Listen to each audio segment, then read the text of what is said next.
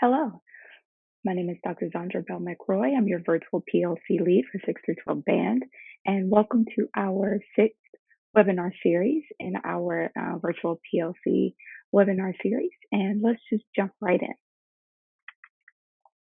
So today's topic is going to be about positive classroom environment. This is a topic I'm very passionate about, and I hope that you are able to get some useful and valuable information from this webinar. Let's get started. So, did you know that the first step to creating a positive learning environment is deciding what you need and want for your students and yourself? Thinking of yourself in this process is not a selfish act. You need to think about what you need to be your best teacher self. So, it's not selfish to include yourself in what is needed in the classroom to be successful. The students are important, but so are you. If you can't focus and you can't concentrate, then you can't be your best teacher self. Non-negotiables. I know that this is a touchy subject for many in the education world, but in my opinion, I'm the one with the mic right now. So in my opinion, they're not a bad thing. Um, you have to remain flexible, yes, but we all have certain things that we need to be our best future self. So if no talking when you are on the podium is something that you absolutely need, that is a non-negotiable. If you can't be at your focused, um, efficient, and really the best version of your personality self on the podium, then you have to ask for no talking in your band room and so that you can do your job. You have to decide what your non-negotiables are and communicate those to your students. So non-negotiables are your all of the way, I can't take it. I really can't. I will lose my way. I will lose my focus. That's what non-negotiables are. They're not necessarily things you don't like. They're things you can't handle as a teacher. You can't teach through. All of us can teach through a lot of things, but there are just some things that you can't, and it's different for everyone. And so, find your non-negotiables, figure it out, and then communicate those non-negotiables to your students. If you need to post them, if you need to, you could call them non-negotiables. You can call them deal breakers. You can call them whatever you want, but communicate them. They're not a secret. Students really actually respect boundaries. And so if you give them very clear boundaries and very clearly communicate your needs, they'll actually respect that. They might not show it at first, but they actually really do, and they crave it. So I have three non negotiables. And so a lot of things fall under that, but not really. Um, the first non negotiable I have, and I communicate this to all my students, respect the podium.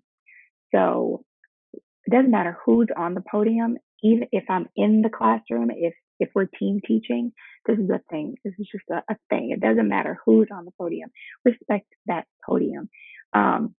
When I talk or play, you listen. When you talk or play, I listen. So when I am demonstrating for you, when I am talking to you and delivering instructions, communicating with you in any way, I want you listening to me. Um, and then when you ask me questions, when you talk to me, or you play for me, I'm going to listen, whether that's one student or the entire group. I'm not going to be on my phone while you're playing something and I'm supposed to be listening to give you feedback. No, I'm not going to do that. So I expect the same. So one way that I always put that at the end of all my non-negotiables is just um, give what you get. So if I'm giving you my complete, if you're getting my complete attention and my complete focus, please give that back. So give what you get and make sure that you are respecting the podium. Now, the next step to that is respect the space. Clean up your mess. Because to me, leaving a mess behind it may seem like, well, the custodian will get it. Well, that's disrespecting the custodian. And then you may say, well, the next class will get it. Well, that's disrespecting the next class. Or you might say, well, Dr. Bell will get it. Well, that's disrespecting Dr. Bell. So you're not respecting the space and the people in it, right? So clean up your mess and take care of the equipment. If you're using a school owned instrument, or even if you're using your own instrument, respect that instrument, respect the equipment, respect the chairs, respect the stands, respect the board. Don't write on it. It's a thing. Um, that I have. Why are you writing on the board? That's where I put instructional materials. I don't know why kids like to write on boards.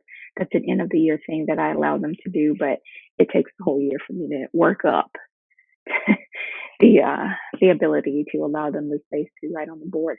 Um, and then finally, respect yourself and others. Don't talk about yourself in a way that you wouldn't talk about someone else. Um, I hate it when kids say, I suck, I'm the worst, I'm stupid. Don't do that. You're not respecting yourself. You wouldn't talk to someone else like that. And if you would, you probably don't have very many friends. So you probably want to stop. But respect yourself and then respect others. It's so much easier to respect others when you have learned to respect yourself. And it's so easy. It's so much easier for others to respect you when you respect yourself. So those are my non negotiables. It's just these are the things that really irk me on a level where I can't focus on the job at hand. Okay? Find yours. Nothing wrong with them. They're real. Acknowledge them. Why these things? Why those three things? Those big non-negotiables for me. They're just important to me as an educator. Is what I need to be my best teacher self. And you'll hear me say teacher self and student self a lot because who we are, in our normal lives, in our real lives, slightly different than our teacher personality. And so I do believe that teacher personality is important, and your real personality is embedded in that. It's rooted, like your teacher personality is rooted in who you really are. But um, your teacher personality is a little different. You're not going to talk to to the cashier at Publix the way you talk to your ninth grade intermediate band. Just not going to do it. Um, but think about it. What do you need to be your best teacher self? So I guess you first have to figure out who's your teacher self. And then you have to figure out what do you need from the kids in the space to be that.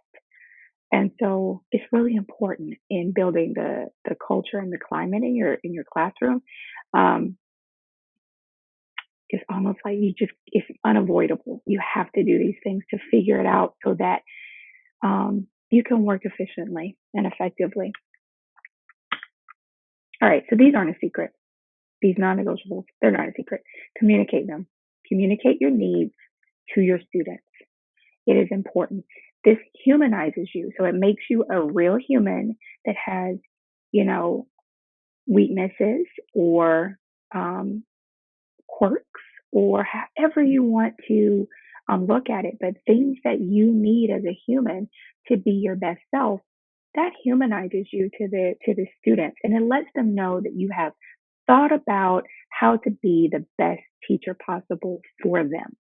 And your teacher self may change slightly from class to class, um, but at your core, you are who you are as an educator, and you need what you need to be the best teacher possible, and they deserve the best teacher possible. So if you skip this step, you're not only doing yourself a disservice and allowing yourself to be uncomfortable, you're doing your students a disservice and not doing what you need to do to be the best you can be for them.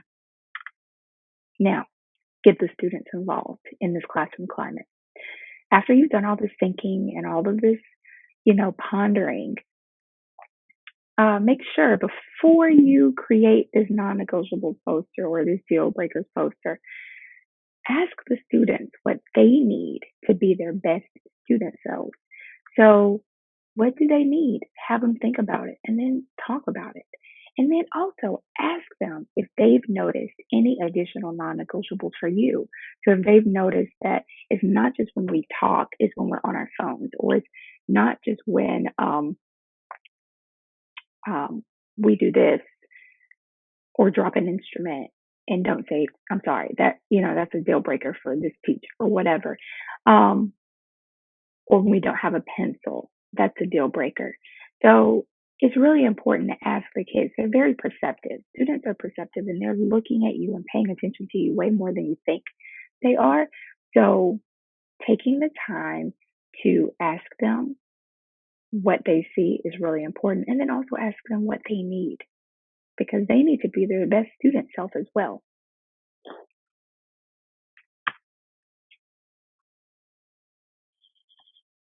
So, did you know that the single most important thing you can do to make your classroom the best it can be? Consistency. So, the best thing that you can do as a teacher to make your classroom the best it can be is to be consistent. If your non negotiables are these things, make them those things every single day. If you are going to have a rehearsal plan up, have a rehearsal plan up every single day. If you're going to, um, what is it? What can you do? If you're going to ask for a silent rehearsal, make sure that you communicate how you want that to be and then be consistent during that silent rehearsal. Don't break. So consistency is really important. It's not only modeling a very important and very valuable characteristic to your students, but it's also um, just keeping you sane as a teacher. Be consistent so that you're not always fighting that battle and you can focus on the business of teaching. So wrapping this section up, don't be afraid to admit that you have non-negotiables. They are not the devil. It's okay. Um, Focus on what you need to be your best teacher self. Focus on what your students need to be their best student self. Get feedback from your students. It really does help. It's very insightful. And then be consistent. Ask for what you need and don't settle for less. It's just that simple. It may not feel that simple, but it is that simple.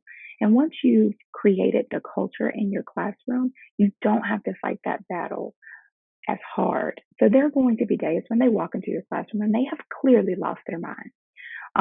Maybe on like an activity schedule, or you got pep rally at the end of the day, or it was a fight in the cafeteria, or let's just be real, these things happen in school. And so on those days, they might have lost their minds, and you might have to remind them of your non negotiables, and you might have to check them a little bit, but you won't have to reteach it. Um, it's just really important because really what you do after it's been taught and it's been ingrained and the culture has been created is you remind them of what you need. You remind them of what is supposed to happen in the classroom rather than telling them or teaching them all the time. And so, yeah, it's really quite simple. It's not easy. I said it's simple. So I hope that this has been great. I hope I see you soon for part 2 of the Creating a Positive Classroom Environment webinar in Bandroom. And so I will see you in a bit. See you soon. Bye bye.